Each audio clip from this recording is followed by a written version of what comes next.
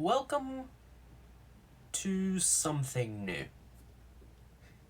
Obviously, I haven't put out anything that's not the Price of Infamy in a while, partially because that series takes up quite a lot of my time and, schoolwork and other such various things that basically mean I don't have as much time to work on everything as I want. Plus, I just haven't been playing Skyrim a lot lately. I've actually been playing Oblivion, which is always fun. Farewell. I'm Rena Bruyant. I love dogs. Doesn't everyone? Bye. Anyway, while the other projects are still chugging along as they are, I kind of felt like I wanted to work on something, but not the Skyrim stuff right now.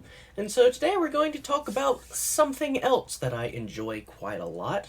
One of the things I want to do is talk about various D&D modules that I've used and not played through. I don't play very often, but that mainly ones that I've run for people in my campaigns.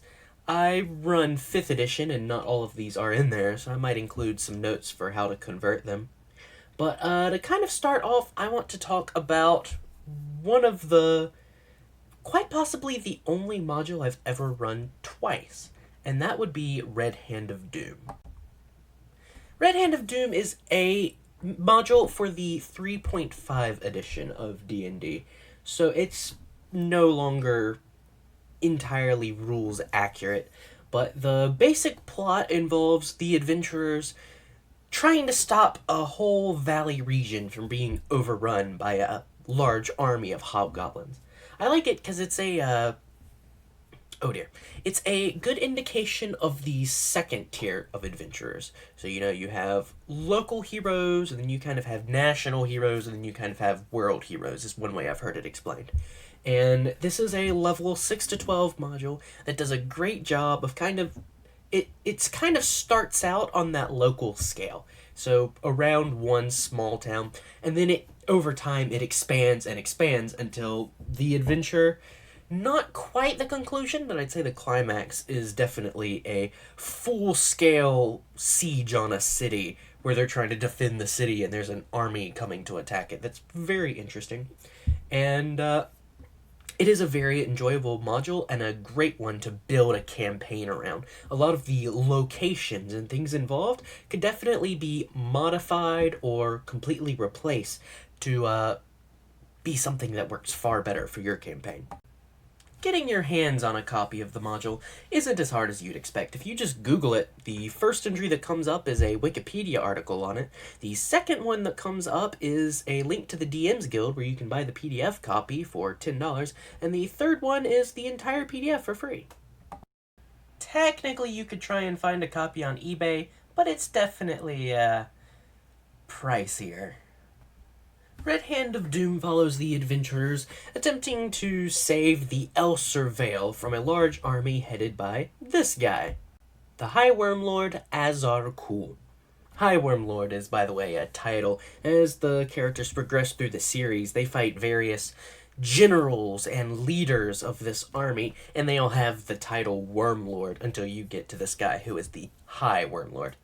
Actually, that is one of the big things I like about this module. So what it does is it gives you a timeline at the very beginning of the module. And what it is it's Azar Kul's battle plan. And it goes through and shows at what day his army is going to reach each little city. So on day 5, they might reach the small town of Drellin's Ferry, and then after 2 days, they'll overrun it. And 3 days later, they'll reach a certain bridge and that kind of thing. And something that happens early on in the adventure is that due to a kind of unrelated set of circumstances, and if you don't like how much it ties in, whether you want it to more or less, you could of course modify it, but the PCs come upon a map that was held by one of the leaders of this army that has all of these dates written out. And so from that point on, it's up to the characters. And another thing this module does well is it leaves a lot of room for the characters to use their own imaginations. But basically, they can do various things to try and slow the army down. So one of the best scenarios there is a specific bridge where if they destroy the bridge, the whole army will have to go around and it'll give the whole rest of the valley a lot more time to go through. And so the characters have to decide, do we want to try and go blow up the bridge? And at least the way I've been running it, they might have to fight off members of the army as they're blowing up this bridge to buy time for this desperate rebelling force to come together to fight off this army. The characters have to travel across this veil and gain allies, try and find reinforcements to help fight off this horde, all while taking down the leaders and generals of this army and stopping some of their plans. At one place, I think they find where the army has been growing these weird dragon hybrid creatures to fight for them, and the characters have to go through and, well, they don't have to, but they can go through and destroy these to stop them from joining. But if they don't, then they pop up later in the module fighting for the army, and that makes things harder for them. One of the I have not yet done this, but one of the things I want to do is switch around them taking down the High Worm Lord and make the final battle in this large walled city of Brindle, make that the actual end of the campaign. Because one of the things I love that it does is that it takes each little thing that the PCs have done up to that point and makes them really matter. So, for example, the PCs are running this final battle, and of course they can't be everywhere, so it gives you a set of encounters where first they have to, stop some giants from breaking down the walls, and then a dragon swoops down, they have to take on the dragon, and then there are soldiers coming at them from various places, along with strange creatures that have been grown for this purpose, and, that kind of thing. But I think the final battle, if I recall correctly, is kind of the not High Worm Lord, but the one who's in charge of the army and kind of general and their battlefield commander and all that sort of thing. But if there are still other ones left, or if something has happened across the campaign, there could be more people there. So depending on how your campaign has gone, they could be fighting only one guy, they could be fighting 3 generals, or they could be fighting, I think it's 6 generals and a lich. So obviously the things they've done have had impact, and at the end of all of these encounters, you determine which side has won the battle based off of all the things that PCs have done. I think it gives a little chart with points, and it says, alright, if they did this, they get this many points. They did this, they get this many points. If this happens, they lose points. And then based on if they got a certain number of points, there are 2 different outcomes. The army could have overrun the city of Brindle, and the PCs have to now deal with the aftermath of that. I will say, I don't think I've ever had a party fail this battle, though. Usually they come out pretty well, but I might just have good players. I don't really know. It's a really fun system to try, and I can see how it would definitely be able to be modified for your campaign setting. So, because especially, I want to say the last time I ran this, I went ahead and just started at level either 5 or 6, so that we could just jump right into it. And I think if you could take the time to integrate this into an ongoing campaign, so maybe you play the first 1 to 5 levels, then the town of Drellin's Ferry, and you could replace it with another small town if you wanted to, they could have an attachment to that town, so when it's about to get overrun, they have a lot more motivation to take it over. Or there's a secluded group of elves they have to talk to at one point. Maybe they've encountered them in the past. A lot of it is easily modifiable. Another thing I particularly love about this module is the way it's written. And by that, I mean I've run some modules that were difficult to follow, and the DM had to do a lot of work. This one, it kind of has everything provided for you. As soon as you open the book, it goes ahead and tells you about the main bad guy and exactly what he's going to do, which is awesome. I love that.